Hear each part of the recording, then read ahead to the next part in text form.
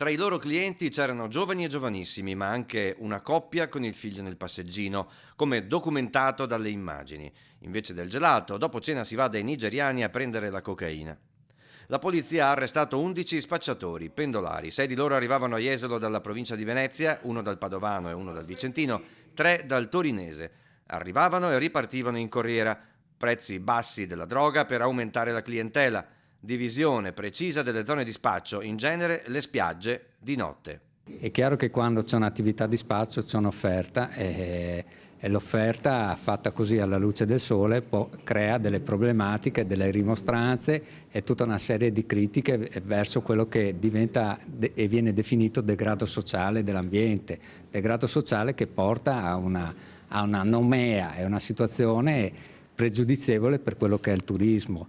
Quindi l'operazione ha permesso di fare pulizia e cercare di riportare quella zona di Jesolo, la zona movida, al divertimento pure semplice. Le immagini della polizia, girate soprattutto di sera e di notte usando anche un drone, sono difficilmente contestabili. Il giudice ha infatti convalidato gli arresti ordinando per ora il divieto di dimora nel territorio e il processo per direttissima.